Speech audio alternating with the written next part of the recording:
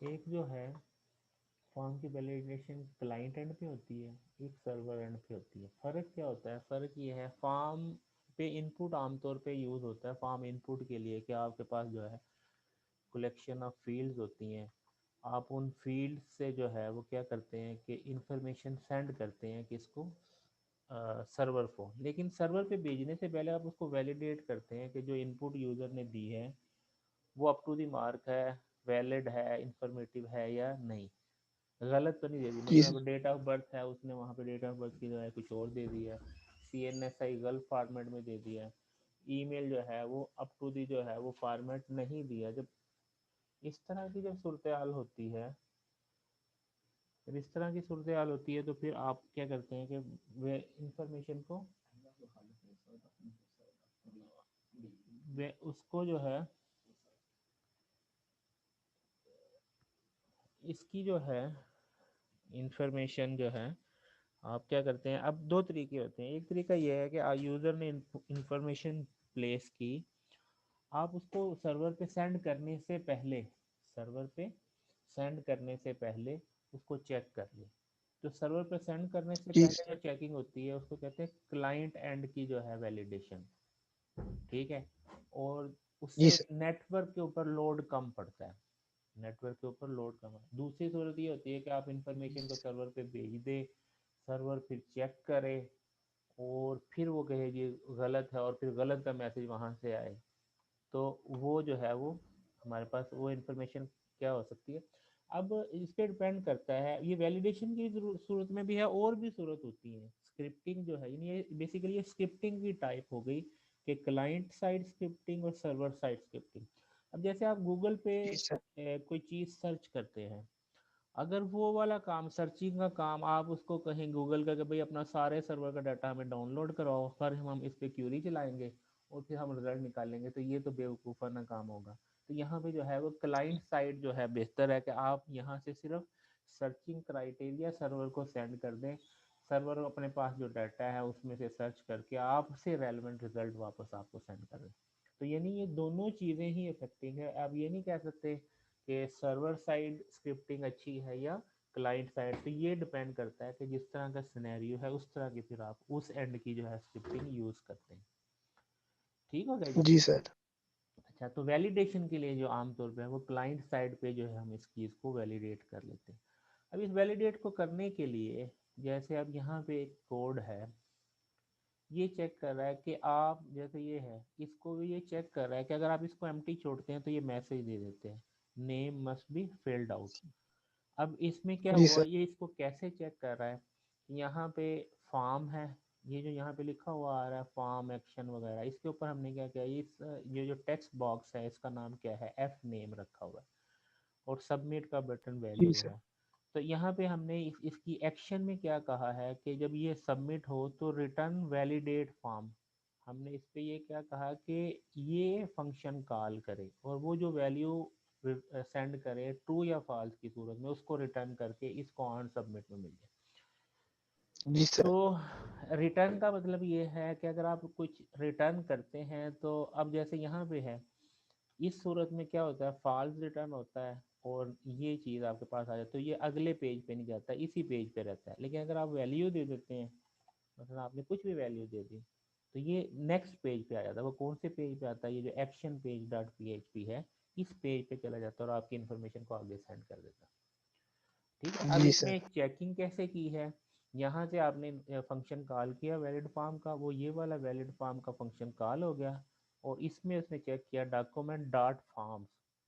Document के अंदर form होता है, आपने हायरार्की देखी थी, डॉक्यूमेंट के अंदर फॉर्म होता है, उस फॉर्म में माई फॉर्म, अब नंबर ऑफ फॉर्म हो सकते हैं, तो आपने माई फॉर्म में एक फील्ड है एफ नेम का, ये वाला एफ नेम जो टेक्स्ट बॉक्स वाला है, उस जी सर। टेक्स्ट बॉक्स वाले में की डॉट वैल्यू आपने गेट की और उसको एक्स में सेव कर ली और फिर उसको एक्स को कंपेयर किया, क्या क्या ये एम्प्टी है, अगर एम्प्टी है तो ये मैसेज दे दे और रिटर्न कर दे फॉल्स, अदरवाइज ओके हो जाएगी, ये वाला मैसेज वाला कुछ काम ना हो और इसका मतलब ये है कि ये ऑन सबमिट प्रॉपर चल जाए। जी सर। समझ आ गई बात की। तो ये इस तरीके से वर्क कर रहा है। अब इसको अगर आपने ये चेक करना है, जैसे यहाँ पे एक है कि आपने ये देखना फर्ज किया एज है, आपने ये चेक करना है कि एज जो है वो 0 से लेके 100 तक दे सकते हैं, ठीक, 100 तक नॉर्मल एज हो सकती है। और अगर उसमें कोई 500 दे दे तो वो तो एक वैलिड एज नहीं है, 500 तो आज के दौर में नहीं जी होती। सर। और वो कहीं कह दे मेरे -25 साल है, मैं 25 साल बाद पैदा होऊंगा, तो वो भी एक वैलिड नहीं है। तो इसका मतलब ये है कि आप रेंज स्पेसिफाई करें कि इस रेंज के अंदर अंदर अगर इनपुट हो तो सही है, अदरवाइज सही नहीं है। और कोई एज में जो है वो कोई सर। एज में कोई जो है एज लिख दे, वर्डिंग में कुछ लिख दे, अपना नाम लिख दे, तो वो भी सही नहीं। तो उसको चेक करने के लिए जैसे यहाँ पे ये देख रहे हैं कि आप जो है एम्प्टी देते हैं तब भी नॉट वैलिड करता है, आप माइनस दे देते हैं वैल्यू, जैसे -1 दे दी कि 1 साल बाद मेरी एज शुरू होगी, तो वो भी इनवैलिड है। और अगर मैं 15 दे देता हूँ तो वो भी इनवैलिड है। हाँ अलबत्ता 5 देता हूँ तो फिर ये इसके अकॉर्डिंगली इनपुट को कहता है ये ओके है। देख रहे हैं? जी सर। तो इसका जो जी सर। कोड है इसके अंदर कैसे वो चीज़ चेक हो रही है, इसको ज़रा देखिएगा। इसके अंदर कोडिंग ये है, उसी तरीके से ये फॉर्म है। अब इसमें फॉर्म नहीं दिया, बल्कि ये क्योंकि वो फॉर्म पे स्विचिंग भी नहीं हो रही, यहीं पे रहता है, इसलिए फॉर्म वाला कॉन्सेप्ट नहीं है। इसी के अंदर क्या है, डॉक्यूमेंट के अंदर ही ऑन क्लिक के इवेंट के ऊपर माई फंक्शन को कॉल कर लिया। माई फंक्शन में क्या करता है, उसी तरीके से document dot gate element by ID, ये नंबर, इस टेक्स्ट बॉक्स का नाम क्या है, इस टेक्स्ट बॉक्स का नाम रखा हुआ है ये नंबर, देख रहे हैं ये नंबर। नंबर रखा सर। तो इस नंबर को गेट करते हैं, उसकी वैल्यू को एक्स में सेव करते हैं। अब यहाँ पे ये कंडीशन चेक कर रहे हैं। कंडीशन एक है is NAD not a number, NaN का मतलब है नॉट ए नंबर। वो चेक करता है अगर ये नंबर नहीं है, अगर ये नंबर ना होगा तो ये क्या रिटर्न कर देगा, ट्रू। True true. रिटर्न करेगा तो कंडीशन ट्रू हो जाएगी और ये मैसेज आ जाएगा इनवैलिड इनपुट का। अच्छा अगर जी नंबर सर। देता है तो ये फॉल्स रिटर्न करेगा, फॉल्स का मतलब है कंडीशन फॉल्स हो गई है। अच्छा अब एक फाल्सो। एक सूरत ये हो गई है, यानी वो चेक हो गया, नंबर है तो ओके है, अदरवाइज नहीं। फिर अगली सूरत ये है कि वो जी सर। नंबर भी इस लिमिट के अंदर हो कि x अगर लेस देन 1 है तो वो भी एक्सेप्टेबल नहीं है, और x अगर ग्रेटर देन 10 है तो वो भी एक्सेप्टेबल नहीं है। एक्सेप्टेबल से मुराद है ये कंडीशन ट्रू हो जाएगी या ये कंडीशन ट्रू हो गई, कोई एक भी कंडीशन अगर ट्रू हो गई तो ये मैसेज आ जाना है। अगर सारी जी कंडीशनें सर। फॉल्स हुई तो ओके का फिर मैसेज आता है। समझ आ गई बात की? यानी यहाँ पे जी हमें सर। चाहिए कि सारी कंडीशनें और के केस में ऐसे होता है ना कि सारी फॉल्स का मतलब फॉल्स है, एक भी ट्रू होगी तो वो ट्रू हो जाता है एक्सप्रेशन। ये जो दरम्यान में जो पाइप साइन है ये और ऑपरेटर के लिए ये वाला, ठीक हो गया। जी सर। तो ये इस तरीके से जो है ये वर्क कर रहा है। उसके बाद जो है यही चीज़ें जो है आप ऑटोमेटिकल HTML के अंदर भी अब बहुत एडवांस हो गई है, उसने भी वैलिडेशन दे दी है। जैसे पहले आपने किया ना, चेक किया था एम्प्टी है या नहीं, आप एम्प्टी को सिर्फ ये इतना एक वर्ड लिखने से भी चेक कर सकते हैं। किसी भी फील्ड के साथ रिक्वायर्ड लगा देना तो इसका मतलब ये है कि उसमें कुछ ना कुछ देना लाजिम हो गया। एम्प्टी छोड़ेंगे तो ये एरर दे देगा। जी एम्प्टी सर। जैसे ये देखें, इसको एम्प्टी छोड़ेंगे तो ये एरर देगा, please fill out the field, ये इसका डिफ़ॉल्ट फीचर है। लेकिन अगर इसके अंदर कुछ भी दे दे, नंबर दे दे, वो इसको ओके करके आगे सेंड कर दे। यहाँ पे और कुछ चेक नहीं है, सिर्फ एम्प्टी को चेक कर रहा है। रिक्वायर्ड जो है इसमें कुछ ना कुछ इनपुट देना ज़रूरी है। क्या करते हैं, सिर्फ जी सर। एक ये रिक्वायर्ड लगाते हैं एट्रीब्यूट। इसी तरीके से डाटा जी वैलिडेशन सर। करने के लिए हमारे पास वही मैंने जो बात बताई थी, सर्वर साइड वैलिडेशन है और क्लाइंट साइड वैलिडेशन है। इसकी तीन मैंने आप लोगों को बता दिया, वो यहाँ पे आ गया। इसके बाद कुछ HTML कंस्ट्रेंट वैलिडेशन भी आपको देता है। HTML की आप HTML के एट्रीब्यूट्स को सेट करके अपने कंस्ट्रेंट्स को चेक कर सकते हैं। अगर वो बिल्ट इन यूज़ कर लेंगे तो उसका ये फ़ायदा होगा, आपको ज़्यादा हेडेक नहीं लेनी पड़ेगी, वो काम फास्ट हो जाएगा। इसके अलावा आप CSS का सीडो सेलेक्टर यूज़ कर सकते हो और डेटा मॉडल ऑब्जेक्ट की प्रॉपर्टीज़ और मेथड को भी यूज़ कर सकते हैं। पहले देखते हैं HTML के इनपुट एट्रीब्यूट्स। ये कुछ हैं जैसे डिसेबल है, मैक्सिमम लिमिट है, मिनिमम लिमिट है, पैटर्न दे सकते हैं, रिक्वायर्ड दे सकते हैं, टाइप। इसके अलावा भी और भी कलेक्शन है, नंबर ऑफ। वो यहाँ पे जो जैसे ये वैल्यू का है, यहाँ पे आप वैल्यू एट्रीब्यूट के अगर आप ये चाहते हैं कि अगर यूज़र ना भी कोई वैल्यू दे तो डिफ़ॉल्ट वैल्यू ले ले, तो आप वहाँ पे अगर वैल्यू दे देते हैं तो यूज़र अगर नहीं देता इनपुट तो वो जॉन और डो को ले लेगा। इस सूरत में मतलब जैसे आप यहाँ पे जैसे इनपुट नहीं दी तो बाई डिफ़ॉल्ट होता है ना बाज़ दफ़ा कि मसलन आप बाई डिफ़ॉल्ट जी करते हैं सर। अकाउंट खोलते हैं, बाई डिफ़ॉल्ट 0.00 आ जाता है। अब वहाँ पे जी देने की सर। जरूरत नहीं है, एम्प्टी छोड़ेंगे तो इसका मतलब 0 है। ठीक है, इसको जी सबमिट सर। करेंगे तो यही वैल्यू सेंड होगी डो ओरिजिन। और अगर आप वैल्यू दे देते हैं तो वो वैल्यू वो आपसे ले लेगा, ठीक है, वही वैल्यू ले लेगा। जी सर। ठीक है, ये जो है हमारे पास एक और था डिफ़ॉल्ट का एट्रीब्यूट, आप डिफ़ॉल्ट वैल्यू दे सकते हैं, जस्ट वैल्यू के अंदर वैल्यू दे, जी सर। ये वाली चीज़ एडिशनल। इसके अलावा जी सर। आप किसी एट्रीब्यूट को रीड ओनली भी क्या कर सकते हैं कि सिर्फ यूज़र को बताना चाहते हैं कि ये वैल्यू मैं दे रहा हूँ, आप इसको चेंज नहीं कर सकते। जैसे यहाँ पे मैं इसको चेंज करना चाहूँ तो नहीं करने देता, ठीक है, इसको चेंज करने देता है, जी ठीक सर। है। तो आप जिसको रीड ओनली करेंगे वो सिर्फ नज़र आ रही होगी, आप उसको चेंज नहीं कर सकते। इसके बाद इसी तरीके से आप किसी एट्रीब्यूट को कि सिर्फ यूज़र वहाँ पे कंट्रोल भी ना लेके जा सके, देखे ना, ये सिलेक्ट भी कुछ भी नहीं होता, ये डिसेबल कर दें। डिसेबल करेंगे तो आप वैल्यू भी जी दे सर। दें, डिसेबल भी कर देंगे तो फिर यही वैल्यू जो है दे सकते हैं। दूसरी वैल्यू फिक्स वाली आ जाएगी, लास्ट नेम है, पहली वैल्यू एज इट इज, तो यूज़ कर सकते जी हैं। सर। तो डिसेबल ही कर दिया कि ये डिसेबल करने की ज़रूरत कहाँ पे पेश आती है। मसलन कोई ये कहता है जी कि आपसे ये पूछता है ये are you married, marital status पूछता है मैरिज, तो वो आप कहते हैं नो, तो फिर उसकी अगली फील्ड आपने उसके बजाय कितने बच्चे हैं, तो अब वो शादीशुदा ही नहीं है तो बच्चे तो पूछने वाली काम खत्म हो गया ना। तो ऐसी सूरत में फिर आप क्या जी करते सर। हैं, उस फील्ड को डिसेबल कर देते हैं। जी सर। समझ आ गई बात है। इसी तरीके से जी ये सर। साइज का एट्रीब्यूट आप दे देते हैं कि फील्ड के अंदर कितनी वैल्यू तक दे सकते हैं, ठीक है, और उसी के ऊपर आप मैक्सिमम लेंथ भी लगा सकते हैं।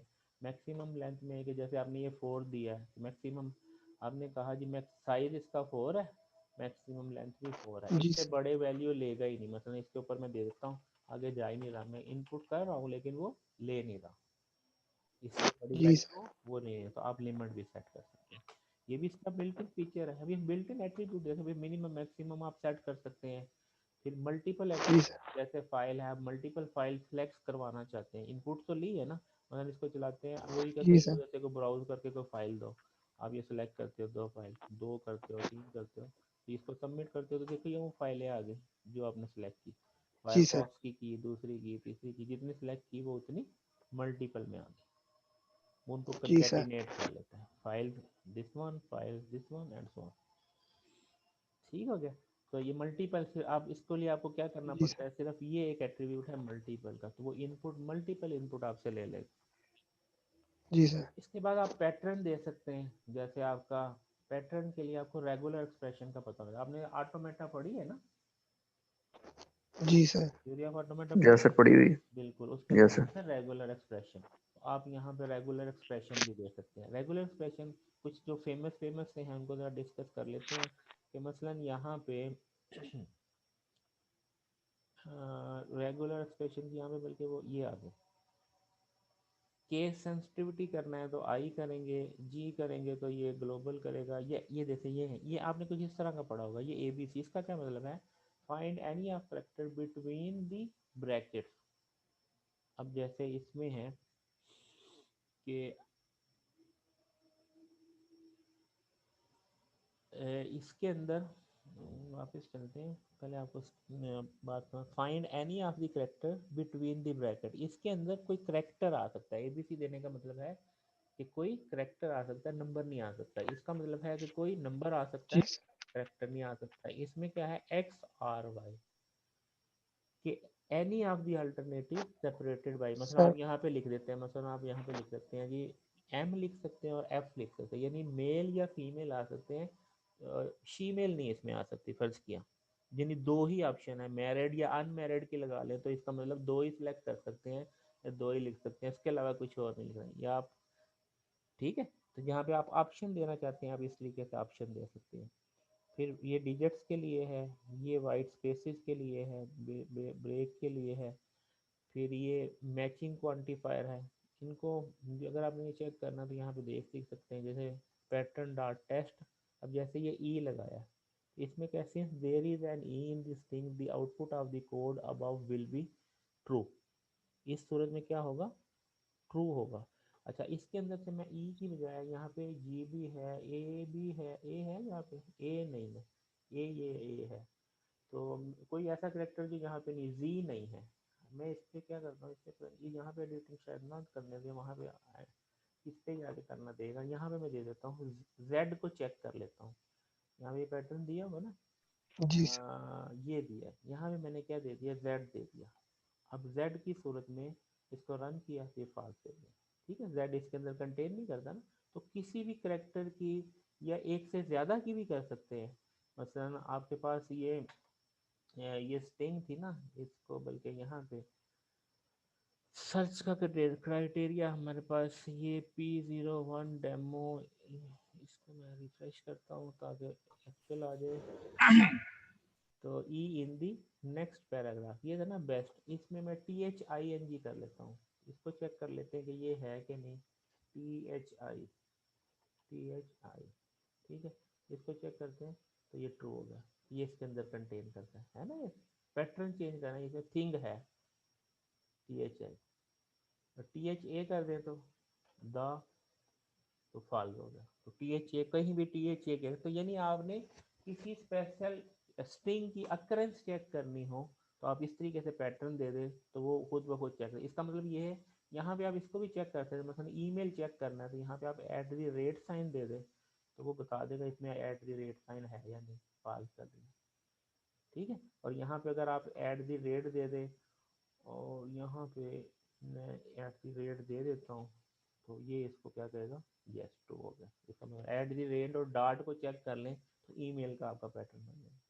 ठीक है, तो इस तरीके से आप इनको जो है एग्जीक्यूट कर सकते, इस तरह भी एग्जीक्यूट भी कर सकते हैं कि ये पैटर्न डार्ट करके एग्जीक्यूट कर दे तो ये भी आपको रिजल्ट दे देगा। ये क्या है, इसको चेक करना है और ये डार्ट आ गया, ये एज ए ऑब्जेक्ट काम कर रहा है, इसका ये मेथड हो गया और ये इसको एज ए इनपुट है, इसमें से इसको चेक कर ले ई वाला है या नहीं। तो इसको भी आप यूज़ कर सकते हैं एट द टाइम, यानी एग्जीक्यूशन आपने करनी हो तो एक ही लाइन पे एग्जीक्यूशन करनी हो तो इस तरह से भी कर सकते हैं, और इस तरह वेरिएबल में रख के करवाना है तो तब भी ठीक है। ठीक है, इसका मैकेनिज्म समझ में आ गया ना। अगर आपको तो रेगुलर एक्सप्रेशन आता है ना तो जी फिर सर। आपके लिए कोई प्रॉब्लम नहीं है इसको अंडरस्टैंड करने में। इसमें मेन चीज़ है, पैटर्न के अंदर मेन चीज़ है कि आप वो रेगुलर एक्सप्रेशन दें और देन उसके मुताबिक आप, जैसे ये भी रेगुलर एक्सप्रेशन है, इसमें क्या मतलब है, ये साइज आपने 3 का दिया और A to Z जो है 3 letter country code, 3 letter country code आप दे सकते हैं। सर ये हम खुद से भी क्रिएट कर सकते हैं? बिल्कुल अपनी मर्जी से कर सकते हैं, आप कहते हैं जी 4 लेटर करना है, यहाँ 4 कर दो। नहीं सर, लाइक ये तो जस्ट है ना अल्फ़ाबेट्स हैं, जैसे हम ईमेल एड्रेस के लिए मल्टीपल चीज़ें यूज़ कर सकते हैं या फिर बिल्कुल वो CNIC का फॉर्मेट होता है। बिल्कुल कर सकते हैं, CNSA का भी आप कर सकते हैं। आप यहाँ पे दे दें कि CNSA में मतलब 3 डिजिट है, ये आप यहाँ पे कहते हैं 0 से 9 कर दें, मतलब यहाँ पे देखें, यहाँ पे मैं ये कर देता हूँ, जैसे हमारे पास 34 101 5 नंबर होती है ना पहली डिजिट के, तो मैं ये पैटर्न यहाँ पे दे दें कि 0 से 9। अब ये A to Z और Z to, यहाँ मैं ये कहता हूँ जी 0 से 9, तो इसका मतलब है डिजिट आ गए और कितने 5। फिर उसके बाद आप माइनस देते हैं यहाँ पे, तो वो उसको थोड़ा सा अंडरस्टैंड करना पड़ेगा वहाँ से पैटर्न, कि आप किस तरीके से माइनस को इंश्योर करते हैं, तीसरी चीज़ों को इंश्योर करते हैं, वो मैंने यहाँ से स्लैश करके करना होता है मेरा ख्याल यहाँ पे। अब इसका मतलब ये कि माइनस आएगा, उसके बाद फिर कितनी डिजिट देना है, फिर आगे इसको आप एक्सपेंड करते रहे, तो फिर वो उसी पैटर्न में, जैसे अब यहाँ पे मैं इसको एग्जीक्यूट करता हूँ तो इसका मतलब आपने ये कहा कि ये मैंने दिया, ये इसको मानेगा नहीं, इसके बाद 4 के बाद मैं डैश दूंगा तो वो इसको मान लेगा। ठीक है, अब इसने एरर नहीं दी, pattern attribute is up to the mark. समझ आई बात की, डैश दिया तो इसको ओके थैंक यू हो सर। गया, अगर मैं ये डैश नहीं देता तो वो कहेगा नहीं, यस इसको, ये यहाँ पे बहरहाल आप दे सकते हैं, इसमें कोई ऐसी बात नहीं है। आपको वो वहाँ पे वो देखना पड़ेगा पैटर्न, जिस चीज़ को भी आप इंश्योर करना चाहते हैं, बल्कि शायद यहाँ पे आ भी जाएगा, CNIC का भी आ जाएगा यहाँ पे। और अगर पैटर्न वहाँ पे देखें, बस ईमेल का देखना है, CNI का देखना है, यहाँ पे मैं इसको डायरेक्ट ही कर देता हूँ, यहाँ पे regular expression for Google for CINC number है, CNC के लिए रेगुलर एक्सप्रेशन है, वो खुद ही ले आएगा सारी चीज़ें। ये देख लें, ये पर ये देखें, अब इसमें क्या हुआ है कि जो भी 0 से 9 है 5 डिजिट है, और या आप ये क्या कर सकते हैं, लेफ्ट और इनको वो इसकी वो थीम देख लें कि यहाँ पे इसके बाद करेक्टर आता है, ये किसी और कंट्री का होगा ना, मैं पाकिस्तान लिख देता हूँ तो पाकिस्तान का पैटर्न ले आएगा। To valid Pakistani CNIC। ले जी ये आ गया। ये देखें आप वो अगर फर्ज किया आप वो फ़ोन नंबर चेक करते हैं तो ये लगा हो या ये लगा हो स्टार्ट में, फिर उसके बाद 0 लगा हो या 1 लगा हो, फिर 3 आएगा, 3 1 1 3 0 या 1 आएगा, 3 2 1 जो भी आप पैटर्न देते हैं, उसके बाद 11 डिजिट का कोड आएगा, उसके बाद मोबाइल नंबर। तो ये मोबाइल नंबर इज वैलिड। देख रहे हैं, इसको थोड़ा सा आप अंडरस्टैंड करेंगे ना आपको समझ आ जाएगी अगर आपने ऑटोमेटा सही तरह से पढ़ी है तो। समझ आ यस रही है? ये समझ आ रही है? यस सर आ देखिए रही। इस तरह फ़ोन नंबर जी लिख के या इस तरह फ़ोन नंबर लिख के उसको वैलिडेट करना, चेक करके बता देता है ना कैसे आपका फ़ोन नंबर बता देगा डिजिट कम है या पैटर्न ठीक नहीं है। तो वो इस तरीके से आपको पैटर्न बनाना पड़ता है उसको सर मैच। पासवर्ड में तो ये सारी चीजें मिक्सअप यूज होती है ना, स्पेशल लेटर भी होते हैं, नंबर जी भी जी वो होते हैं, उसके ऊपर भी आप अल्फाबेट्स उसके भी ऊपर होते भी हैं। जैसे आपने वो लिखते हैं ना उसके ऊपर आपने वो इंश्योर करना होता है, वो मस्ट बी, वो मस्ट बी का वो आप वो करवा लेते हैं कि या नंबर होगा डिजिट होगा फलां होगा, तो वो तीनों की जो है ना उसमें आप दे सकते हैं। तो वो पासवर्ड में फिर जाके वो उसको इनेबल कर देगा। ठीक है, जस्ट आपको वो रेगुलर एक्सप्रेशन डिफाइन करना पड़ेगा। ठीक है जी। अच्छा जी, उसके बाद अब यहाँ भी यस देखें, सर। ये भी पैटर्न देखो, ये जो अभी आप पूछ रहे थे ये CNIC का देना है। ये देखें इसने क्या दिया, 3 डिजिट तक का नंबर कोई, फिर दरम्यान में डैश आ गया, फिर उसके बाद आपने ये 2 डिजिट का किया। अब आप वो CNIC में कितने करते हैं, 5 के बाद 7 डिजिट होते, फिर डैश के बाद 1 होता, तो आप वो कर लें। सारे नंबर ही होते हैं ना हमारे CNSA में, पहले 5 डिजिट होते हैं, फिर पता नहीं 7 होते हैं, 8 होते हैं, फिर डैश के बाद 1 आता है। ठीक है, इसमें इसका क्या मतलब है कि डिजिट आएंगे और 3 लेटर आएगा। इसका मतलब क्या है, डिजिट है और 2 लेटर आएंगे, दरमियान में ये डैश आएगी, और उसके बाद ये 3 डिजिट के लिए 3 डिजिट आएगा इस तरीके से। तो इसमें अगर आप वो A to Z कर दे तो इसका मतलब दो करेक्टर आ सकते हैं। इसमें आपने PK लगाना है, फलां लगाना है, IN लगाना है, US लगाना है, तो इस तरीके से आप वो कुछ भी दे सकते हैं। ठीक है, तो आप ये पैटर्न, ये प्लेस होल्डर बना के, और ये पैटर्न आपने बनाया, ये प्लेस होल्डर बनाया, और इसको आपने एग्जीक्यूट करवाया। कैसे करवाया ये देख लेते हैं। ये देखें जी, यहाँ पे ये पैटर्न दे दिया इसने। पैटर्न का मतलब ये ऐसे डिस्प्ले होगा कि जनाब आप इस फॉर्म में दें। आपने वो बताया, वो बनाया ना, इसमें अब आप वो पैटर्न बताने का मतलब है कि वो इसमें वो इसको वैसे इसमें वो भी हो सकता है कि फिक्स भी होता है, बाज़ जगह पे ये फिक्स भी होता है। ठीक है, 1 2 3 डैश 3 5, तो इसको ये ओके करेगा। Server input, the server has process your input and return this answer. ये देखेंगे इसमें उसने चेक नहीं लगाया ये पैटर्न में, वैसे मैं गलत करके देखता हूँ वो क्या करता है। नहीं वो चल ही नहीं रहा है, देखें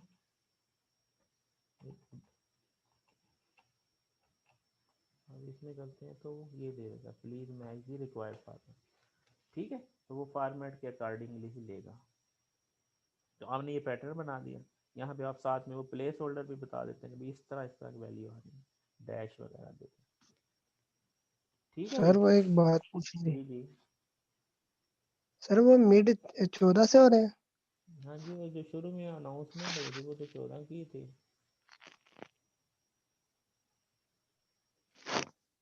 सर ये तो सर फिजिकल पेपर तो होंगे?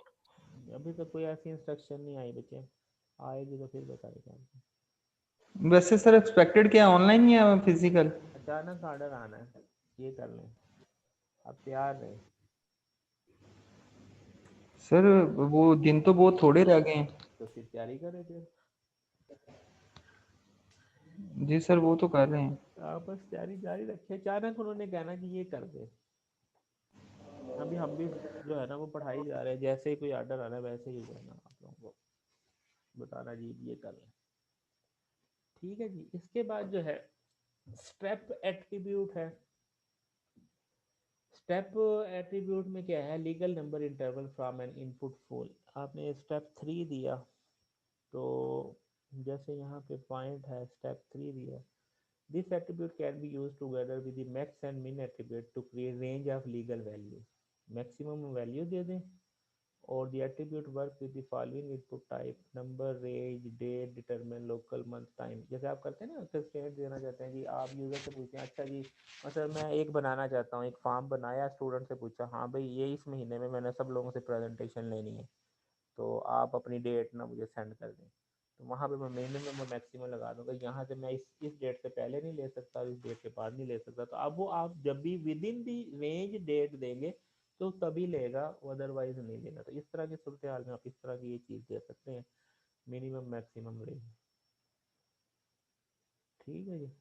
अब यहाँ पे जो है एक इनपुट फील्ड दे दी और नेम उसका पॉइंट से, स्टेप्स इसमें 3 लगा दिए और इसमें सबमिट करने पे एक्शन करता है यहाँ पे।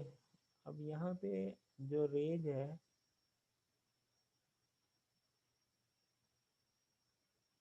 3 का जो है देख रहे हैं 3 का स्टेप बना दिया आपने।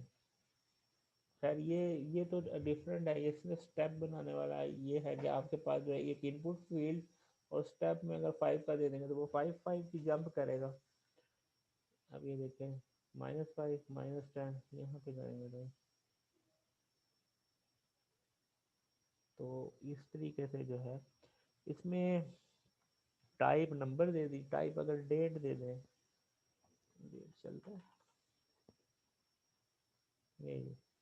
इसमें स्टेप, अब स्टेप हम 7 का दे देते हैं, इसका मतलब एक डे आपने अगर स्पेसिफाई करना है वीक का तो यहाँ पे मैं एक स्टेप करना है, आज डेट ये है। अब ये देखें सिर्फ यही इनेबल हुई ना, देख रहे हैं। अब कैलेंडर दे दिया, स्टेप क्या कर दिया 7 का। अब 7 करने का मतलब ये है कि मैंने थर्सडे वाले दिन ही प्रेजेंटेशन लेनी है, आप कोई डेट सेलेक्ट कर लें, इस वीक, अगले वीक, अगले वीक, अगले वीक, बाकी सारा डिसेबल हो गया। ठीक है जी, समझ आ रही यस सर। है? तो आप इस तरीके से जी सर। आप स्पेसिफाई कर दें, लिमिटाइज कर दें चीज़ को। ठीक हो गई। अच्छा जी, इसके बाद ये सारे वो जो है वो ऑटो फोकस है। ऑटो फोकस में क्या है, attribute specify and input field should automatically gate focus when page load. अब जैसे जैसे अब ये यहाँ पे फोकस आ रहा है, यहीं पे आ रहा है ना, इस पे क्यों नहीं आया? तो आप जिसके ऊपर ऑटो फोकस लगाएंगे वो उसी के ऊपर आएगा। नेम, लास्ट नेम और लेबल है, और ये यहाँ पे अगर फर्ज किया हम दे दें कंट्रोल भी, तो अब ये फोकस जब अब ये लोड होगा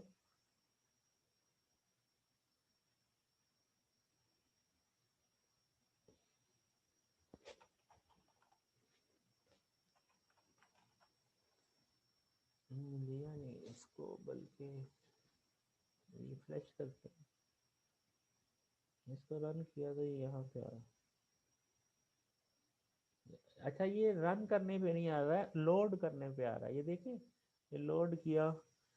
अब ये सेटिंग किस पे है, यहाँ पे देखें specify automatically when the page load, यानी बटन पे नहीं लगा हुआ, ये किसके है, लोड के इवेंट पे है। बाय डिफॉल्ट जो है लोड के इवेंट पे है, तो जब वो आपका प्रोग्राम चलेगा तो इसका फोकस वहीं पे होगा जिस पे आप ये ऑटो फोकस लगाएंगे। यानी आप इसको देखें ना, इसको चलाते हैं, ये प्रोग्राम लोड हुआ तो खुद ब खुद यहाँ पे करता है, यहाँ पे नहीं। और लेकिन रन करने से नहीं है, रन करने से कुछ नहीं हुआ। रिफ्रेश करते हैं तो फिर ये देखें, रिफ्रेश करने में पेज दोबारा लोड होता है ना, तो ये वहाँ पे ऑटो फोकस आ जाएगा। यहाँ पे मसला ये है कि अगर मैं यहाँ पे चेंज करके, यहाँ पे हुआ क्यों नहीं था कि यहाँ पे चेंज करके मैं जब इसको रिफ्रेश करता हूँ तो ये इसको चेंज कर देता है। हमें इजाज़त तो नहीं, हम टेम्परेरी तो रन करके इसको टेस्ट कर सकते हैं, लेकिन ये चेंज ओरिएंटेशन यहाँ पे विद इन का रिफ्रेश का ऑप्शन नहीं है कि हाँ, वरना वो कोड चेंज कर देता।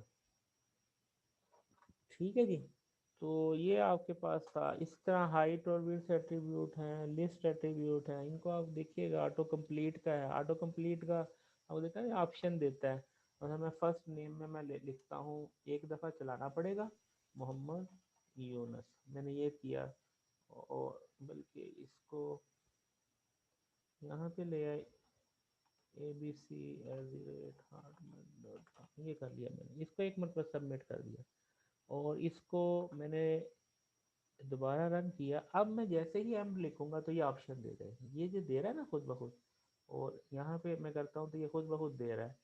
तो ये किसकी वजह से दे रहा है कि यहाँ पे ऑटो कंप्लीट जो है ईमेल पे ऊपर नहीं है, ईमेल पे कुछ नहीं ऑप्शन देता, ईमेल पे ऑटो कंप्लीट ऑफ है, यहाँ पे ऑटो कंप्लीट ऑन है। ऑटो, अब हुआ क्या कि फॉर्म के ऊपर ऑटो कंप्लीट ऑन है, स्पेसिफिकली ईमेल पे हमने ऑफ कर दी, इसका मतलब है बाकी सब के ऊपर ऑन है, बाकी सब के ऊपर देख रहे हैं ना, देख रहे हैं, तो ये क्या है बाकी सब के ऊपर ऑन है, यस सर। ईमेल पे ऑफ कर दी तो ये ऑटो कंप्लीट ऑन कर सकते हैं। चले जी, ये टाइम भी खत्म हो गया, अटेंडेंस सेंड कर दीजिएगा, कोई क्वेश्चन है तो पूछ लें। वो सर एक क्लियर है। क्वेश्चन आ रहा है हाँ उसकी सर हम्म, चलिए ये क्लियर है सर। अब हमारे पास ये एक हो गया कि HTML ने जो बिल्ट इन फीचर दिए थे, यानी अगर हम इसको वापस जाए तो HTML फॉर्म के जो थे वो जो बिल्ट इन थे वो हमने एक्सप्लोर कर लिए। और यहाँ पे फॉर्म था जावास्क्रिप्ट के अंदर, हम यहाँ पे थे JS फॉर्म,